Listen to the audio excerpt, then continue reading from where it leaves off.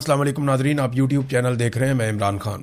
अब तहरीक के लिए टाइम आगे बढ़ रहा है, तैयारियां शुरू हो रही हैं। हुकूमत ने प्रोपेगेंडा शुरू कर दिया। खास तौर पे जो इंसिडेंट हुआ एक दिन पहले रावलपिंडी में, उसको बुनियाद बनाकर तलाल चौधरी ने एक स्टेटमेंट दिया है, जहां से एक नया खेल शुरू हो रहा है।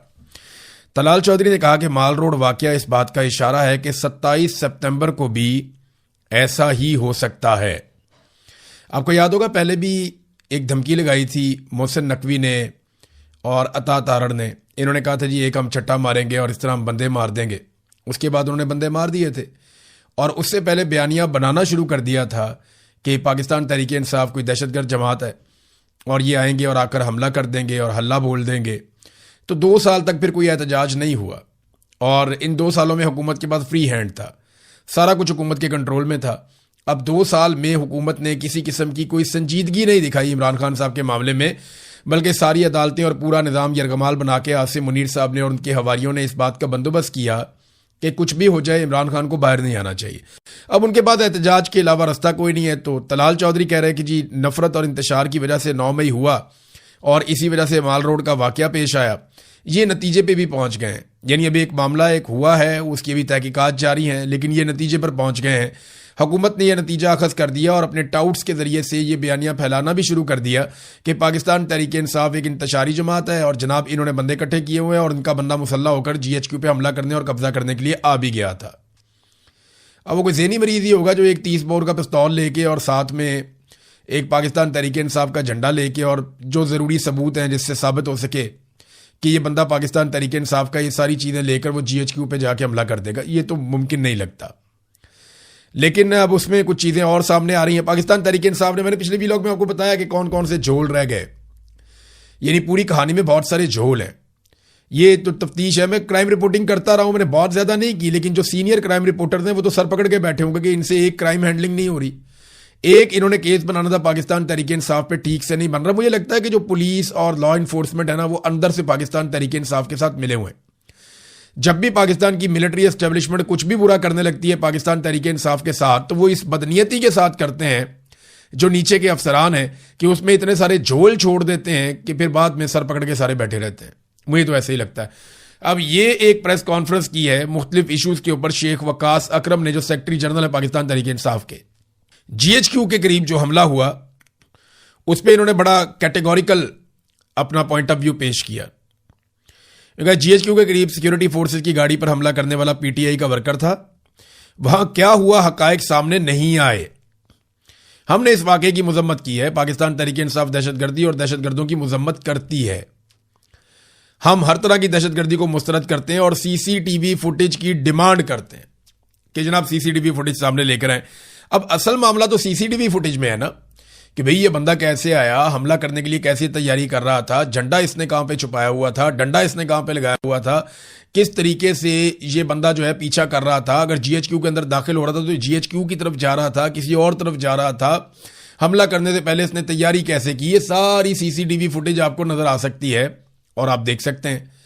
लेकिन CCTV फुटेज गायब कर दी गई। इस पर तलाल चौधरी जो स्टेट मिनिस्टर है दाखिला का, तलाल चौधरी ने स्टेटमेंट दिया और यह कहा कि CCTV फुटेज देने से तफ्तीश मुतासिर हो जाएगी, इसलिए CCTV फुटेज नहीं दे सकते। सवाल मेरा यह है कि पाकिस्तान में वो कौन सा हाई प्रोफाइल केस है जिसकी CCTV फुटेज आज तक मंजर आम पे ना आई हो।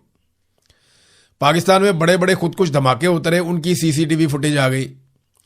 पाकिस्तान में बड़े बड़े हमले हुए, उनकी CCTV फुटेज आ गई। हाई प्रोफाइल मर्डर्स हुए, जहां जहां पे मौजूद थी वहां से CCTV फुटेज आ गई। पाकिस्तान में जराइम को पकड़ने में CCTV ने बहुत मदद की और अब तो जो बंदा आया था हमला करने के लिए उसे कत्ल भी कर दिया गया। उसके खानदान बल्कि पूरी कौम को बुला के तफ्तीश भी कर ली गई। उन्होंने जाके बता दिया जी ज़हनी तौर पे नॉर्मल नहीं था ये बंदा और ये कमज़ोर आदमी था, ये स्ट्रेस मैनेजमेंट का इनका इशू है, इनकी फैमिली में और लोगों को भी ये प्रॉब्लम है और ये सादा बंदा था। तो पता नहीं अब वो किस चक्कर में आ गया और कैसे जाके उसने ये अटैक कर दिया। लेकिन मामला यह है कि CCTV फुटेज छुपाने की जरूरत क्या है? ऐसा क्या है जो आप छुपाना चाहते हैं? ऐसा क्या है जो आप बताना नहीं चाहते? ये बताना चाहिए, लेकिन जितनी देर ये छुपाएंगे उतने सवाल उठेंगे। बहुत मुमकिन है कि CCTV फुटेज ये मुकम्मल तौर पे साबित कर दे कि ये शख्स आया और इसका प्लान था कि ये GHQ के ऊपर हमला करेगा और GHQ पे कब्जा करने के बाद आवाम को कहेगा कि आओ आकर कब्जा कर लो, मैंने काबू कर लिया GHQ को। हो सकता है इसके दिमाग में ये हो और ये झंडा लेकर जीएचक्यू पे गाड़ने के लिए जा रहा हो पीटीआई का, कि मैं पीटीआई का झंडा जीएचक्यू पे जाके लगा दूं। बहुत मुमकिन है, ये भी हो सकता है, लेकिन सीसीटीवी फुटेज दें ना आप, उससे ये बात साबित करें। और अगर सीसीटीवी फुटेज में वाइस वर्सा कुछ और निकल जाता है कि ये मासूम आदमी था, कहीं और जा रहा था, कोई झगड़ा हो गया, वहां गोली चल गई और उसके अंदर ये मारा गया, तो ये एक अलग ही कहानी निकल आएगी। तो हम कुछ कह नहीं सकते क्योंकि हम वहां मौजूद नहीं है। लेकिन तलाल चौधरी कह सकते हैं क्योंकि वो बिला वजह कहने की उनको आदत है, वो तो प्रोपेगेंडे के लिए कोई चीज ढूंढते हैं। मामला यह है कि हुकूमत प्रोपेगेंडा करने की बजाय इसकी सीसीटीवी फुटेज जो है वो मंजर आम पर लेकर आए, जैसे बाकी तमाम हाई प्रोफाइल केसेस की सीसीटीवी फुटेज मंजर आम पे लाई जाती है। अब नाजरीन, बहुत सारे टाउट्स हैं, दरबारी सहाफ़ी हैं, वो लोग ये बयानियां बना रहे हैं, ज्यादातर जो एस्टेब्लिशमेंट के करीब समझे जाते हैं जर्नलिस्ट, वो ये बयानियां बना रहे हैं कि जनाब हुकूमत से मईशत नहीं चल रही, हुकूमत निज़ाम को नहीं चला पा रही, अवाम बहुत नाराज है, हुकूमत सियासत भी नहीं कर पा रही, लिहाजा एस्टेब्लिशमेंट हुकूमत को फारिग कर देगी। सुहेल वड़ाइच भी उन लोगों में से एक है, और भी कुछ लोग हैं वो इस तरह की बातें करते रहते हैं। लेकिन मेरा एक सादा सा सवाल है कि हुकूमत तो हुकूमत चला ही नहीं रही। इस वक्त ना नून लीग हुकूमत चला रही है, ना पीपल्स पार्टी चला रही है, हुकूमत तो फील्ड मार्शल आसिम मुनीर चला रहे हैं। वजीर खजाना भी उनका है, वजीर दाखिला भी उनका है, और बाकी वजीर सारे उनके घर पे पानी भरते हैं। वजीर आजम भी उनका है, वो हाथ से पकड़ के तो वजीर आजम को चलाता है, चाहे खाना काबा में क्यों ना हो, चाबी वाला वजीर आजम मिला हुआ है। तो आसिम मुनीर की रिस्पॉन्सिबिलिटी है, अगर पाकिस्तान नहीं चल रहा, पाकिस्तान की मईशत नहीं चल रही, पाकिस्तान के हालात बदतरीन हो रहे हैं, दहशतगर्दी बढ़ रही है, तो ये रिस्पॉन्सिबिलिटी आसिम मुनीर साहब की है। तो इस मरतबा हुकूमत को घर भेजने से बेहतर है कि एस्टेब्लिशमेंट अपने गिरेबान में झांके और उन लोगों को घर भेजे जो एस्टेब्लिशमेंट की जानिब से बैठ के हुकूमत चला रहे हैं। रिस्पॉन्सिबिलिटी तो उनकी है। इस मरतबा मलबा दूसरी तरफ डलना चाहिए।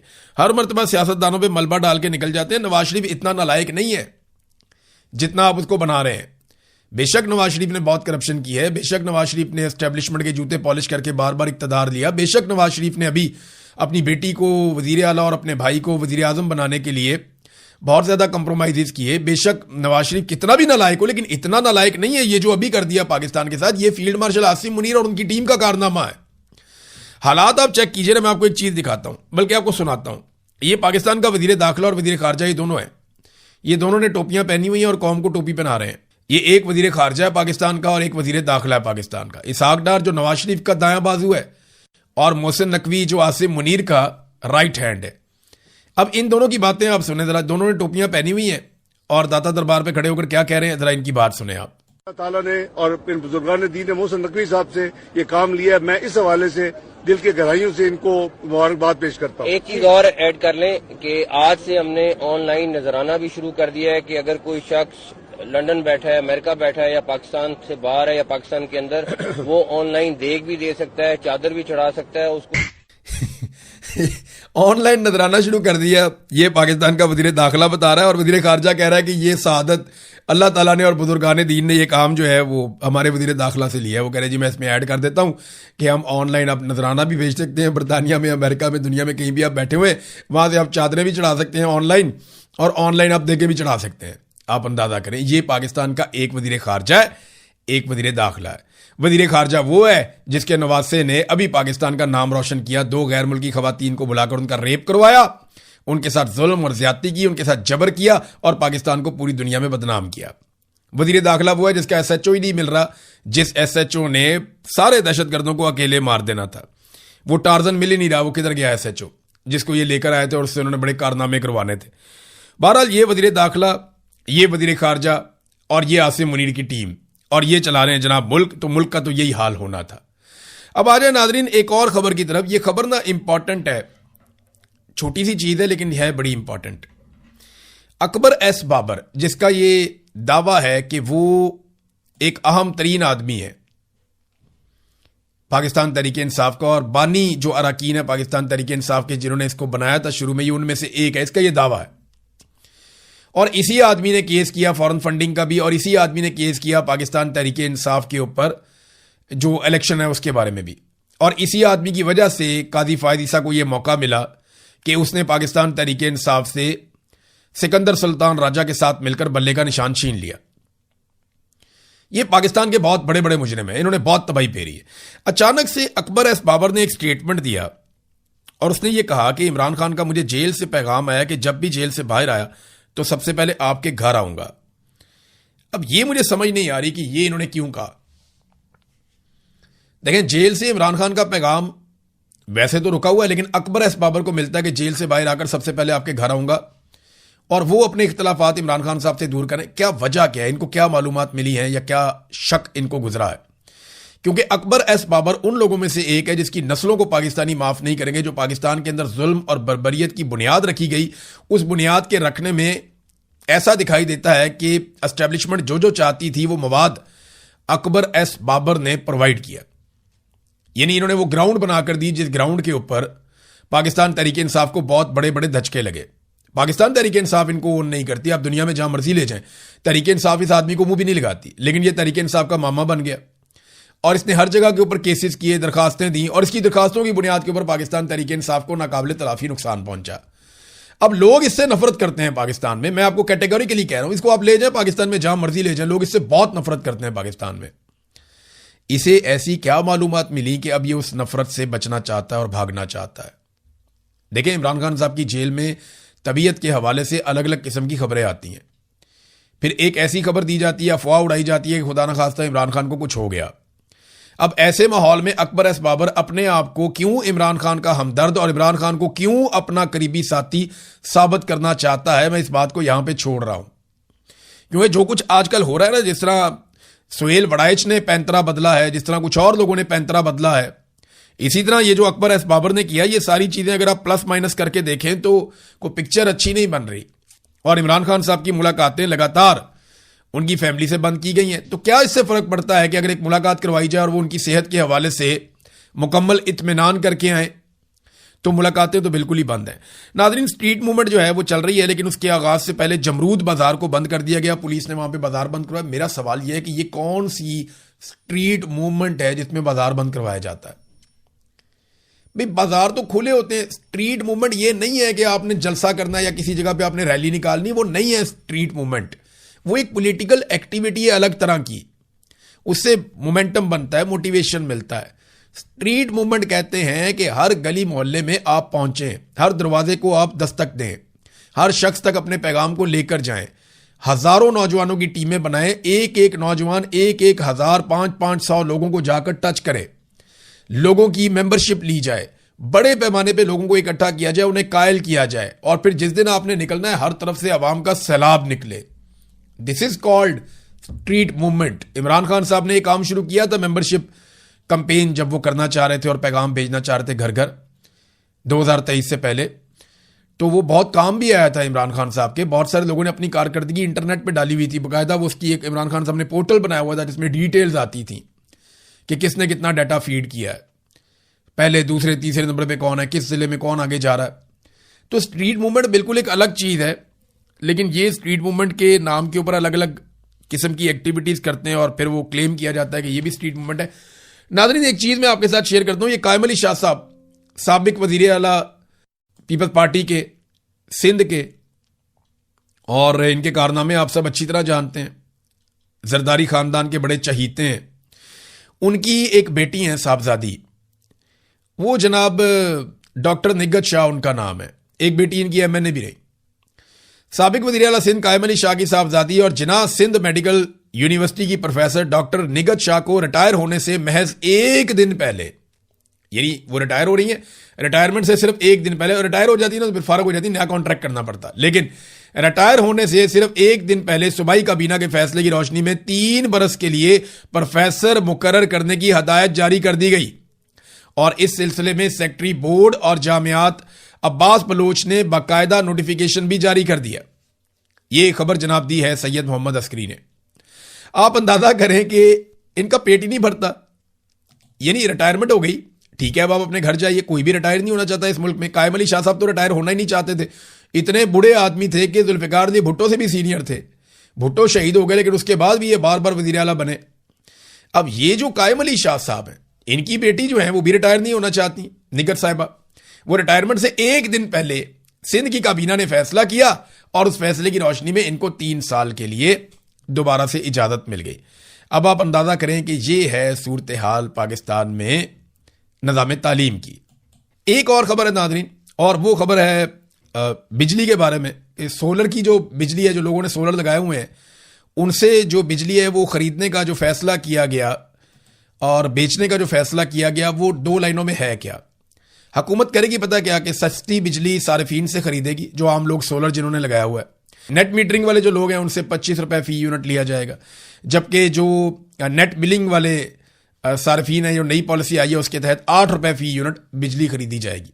यानी 8 रुपए की आपसे बिजली खरीदेंगे और आपको बेचेंगे रात के वक्त 50 रुपए फी यूनिट। और जो थोड़े बहुत नेट मीटरिंग वाले थे पुराने, उनसे 25 रुपए की खरीदेंगे और उनको बेचेंगे वापस 50 रुपए फी यूनिट। ये हुकूमत कोई भी पॉलिसी मसाइल को हल करने के लिए नहीं बनाती, ये हर पॉलिसी जेबें भरने के लिए बनाती है। अवाम की जेबों से पैसा कैसे निकालना है, अवाम को लूटना कैसे है, हर पॉलिसी शायद इसलिए बनाती है। आप 25 रुपए की बिजली खरीदेंगे, 50 रुपए की वापस बेचेंगे। चलिए ये तो कुछ जस्टिफाई हो रहा है कि आप अपनी ट्रांसमिशन का, बाकी चीजों का, अपना इदारा जाती खर्चा आप ले रहे हैं। वो 8 रुपए का यूनिट खरीद के आप 50 रुपए का बेचेंगे, ये तो बड़ी सख्त ज्यादती है। ये तो एक तरह का जुल्म है कि आप 6-7 गुना महंगा जो है वो बिजली का यूनिट वापस बेचेंगे और 8 रुपए का आप लेंगे। जब लेंगे तो इसके ऊपर टैक्स भी लगाएंगे, आपको पता है, उस पर भी ये पैसा बनाएंगे। तो पाकिस्तान में आम आदमी का पूछने वाला कोई नहीं है। अच्छा, मरियम नवाज का जो सबसे ज्यादा बड़ा प्रोजेक्ट था, जिसको बड़ा क्लेम किया जाता था कि जनाब ये प्रोजेक्ट है और इसमें बड़ा काम हुआ है और शानदार काम हुआ है, वो सुथरा पंजाब वाला प्रोजेक्ट था जिसपे इन्होंने अरबों रुपए लगा दिए। अब ये अरबों रुपए का जो शो है ना, ये फ्लॉप हो गया और इसके ऊपर कवरेज कौन कर रहा है? समा टीवी। समा टीवी किसका? अलीम खान का। अलीम खान कौन है? आईपीपी, जो पॉलिटिकल पार्टी मिलिट्री एस्टेब्लिशमेंट ने बनाई थी, वो जिसे गिलगित बल्तिस्तान में भी एक भी सीट नहीं मिली और जिसे आजाद कश्मीर के इलेक्शन में भी एक भी सीट नहीं मिली। हाँ, गिलगित बल्तिस्तान में इन्होंने 4 घोड़े खरीद लिए थे जिसकी बुनियाद पर ये हुकूमत में शामिल हो गए, लेकिन आजाद कश्मीर में इन्हें कुछ भी नहीं मिला। तो बातें इन्होंने बड़ी की थी, हम अकेले हुकूमत बना लेंगे, ये करेंगे वो करेंगे। अभी ये जो यहां पे इलेक्शन जीते, पहले 2024 वाला इलेक्शन, इसमें 4-5 सीटें जो 2-4 इन्होंने जीती हैं, वो सारी की सारी धांधली से, 2 नंबरी से, फ्रॉड से जीती हैं। फार्म 47 वाली सीटें सलमान अकरम राजा ने 1 लाख वोटों से शिकस्त दी थी ओन चौधरी को, और ओन चौधरी को नवाज शरीफ ने खुद भी वोट दिया था, फिर भी नहीं वो जीत रहा था। ऐसी मनूसत पड़ी हुई थी, लेकिन बाद में फार्म 47 जारी कर दिया गया। तो नाजरीन, ये 5 रिपोर्टर हैं, इनको इकट्ठा करके समा टीवी मरियम नवाज के सुथरा पंजाब को सुथरे तरीके से धो रहा है।